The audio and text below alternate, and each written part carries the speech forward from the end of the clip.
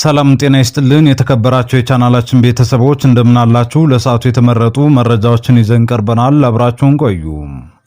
ለቴዲ አፍሮ ኢትዮሪካ የሙዚቃ አልበም ግራፊክሱን የሰራው ዳዊት ሰለሞን መታሰሩ ተሰማም። የግራፊክስ ባለሙያው ዳዊት ሰለሞን በትናንትናው ዕለት መታሰሩ ተሰምቷል።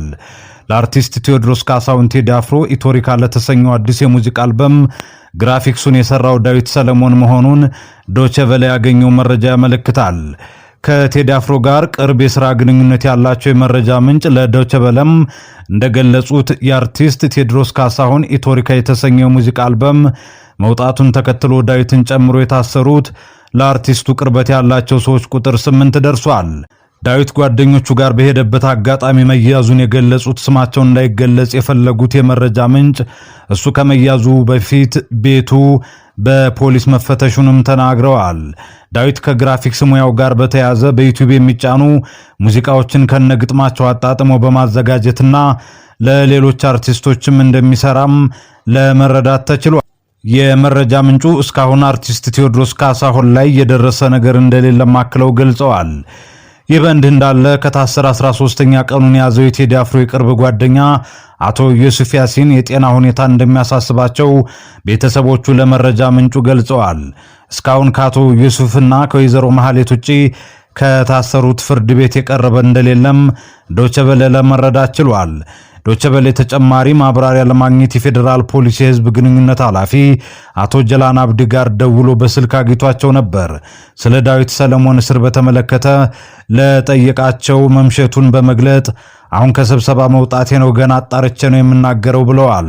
በአጠቃላይ ታሳሪዎች 8 ደርሰዋል ስለመባሉናም ስለ አቶ ዩሱፍ ያሲን የጤና ሁኔታም ተጠየቀ። የፍርድ ቤት ጉዳይ ቀርቦ ከሆነም የፍርድ ቤት ጉዳይ አናነሳም፣ ፖሊስ ጋር የታሰረ ሰው ከሆነ አጣራለሁ፣ አሁን ነው የምሰማው፣ መረጃ የለኝም ብለዋል። መረጃውን ማግኘት የሚችሉትም ነገ እንደሆነ አክለው ተናግረዋል። በነገ ዕለት ተጨማሪ መረጃ ከተገኘ ለማቅረብ እንሞክራለን ብሏል ዶቼ ቬለ። ወደ ቀጣው መረጃ ስናመራ ህወሓት ያለ ቅድመ ሁኔታ ለሚደረግ ድርድር ዝግጁ መሆኑን ገለጸ። የፌዴራል መንግስት ህገወጥ በሚል ውድቅ ባደረገው ምርጫ የተመረጠውን የትግራይ ክልል ምክር ቤት ወደ ስራ የመለሰው ህዝባዊ ወያነ ሓርነት ትግራይ ህወሓት ያለ ቅድመ ሁኔታ ለሚደረግ ድርድር ዝግጁ መሆኑን ገለጸ። ለሰላማዊና በድርድር ለሚመጣ መፍትሄ ዝግጁ መሆኑንም አስታውቋል። ህወሓት ከፌዴራል መንግስት የቀረበውን ቀጠናውን ለማተራመስ ከሱዳን መንግስት ጋር እየተባበረ ነው የሚል ክስ መሰረት የለሽ በማለት ውድቅ አድርጓል። ህወሓት ይህንን ያለው ትናንት ረቡዕ ሚያዝያ 28 2018 ዓ.ም ለውጭ ጉዳይ ሚኒስቴር ምላሽ ለመስጠት ባወጣው መግለጫ ነው። ሱዳን ከኢትዮጵያ ግዛት የተነሳ ድሮን በዋና ከተማዋ ካርቱም የሚገኘውን ዓለም አቀፍ አየር ማረፊያ እንዳጠቃ በመግለጽ ላቀረበችው ክስ ማክሰኞ ዕለት ምላሽ የሰጠው የውጭ ጉዳይ ሚኒስቴር የሀገሪቱ ጦር የህወሓት ቅጥረኛ ተዋጊዎችን እየተጠቀመ ነው በሚል ወንጅሎ ነበር። በሱዳን ጦርነት ውስጥ የህወሓት ቅጥረኛ ተዋጊዎችን በስፋት የመጠቀም ድርጊት መታየቱን የገለጸው የውጭ ጉዳይ ሚኒስቴር የሱዳን ጦር ለእነዚህ ቅጥረኛ ተዋጊዎች የመሳሪያና የገንዘብ ድጋፍ አቅርቧል ብሎ ነበር። የሱዳን ጦር ባደረገው ድጋፍ እነዚህ ኃይሎች በኢትዮጵያ ምዕራባዊ ድንበር በኩል የሚያደርጉትን ወረራ አመቻችታቸዋል ሲል ከሷል።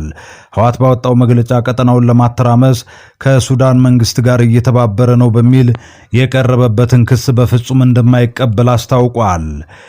ክሶቹ መሰረት የሌላቸው ኃላፊነት የጎደላቸውና በሐሰተኛ መረጃ ትኩረትን ለማስቀየር ተደጋግሞ የሚታይ አካሄድ ነጸብራቅ ናቸው ብለዋል።